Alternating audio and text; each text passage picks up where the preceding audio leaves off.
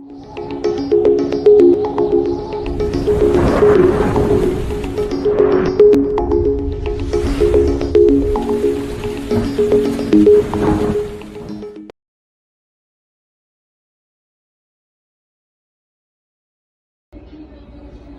day everyone, I'm Savannah and here's today's weather update for the Philippines.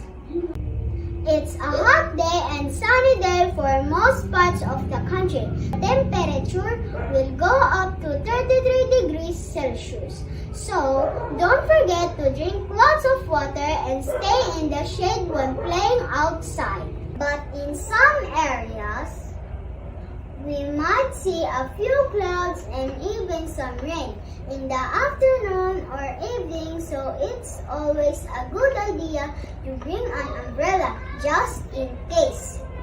For our friends in northern Luzon, the cold northeast monsoon is bringing light rain, especially in Batanes, Cagayan, and Isabela. But don't worry, it won't last long. Remember, whether it's sunny or rainy, always be prepared and stay safe.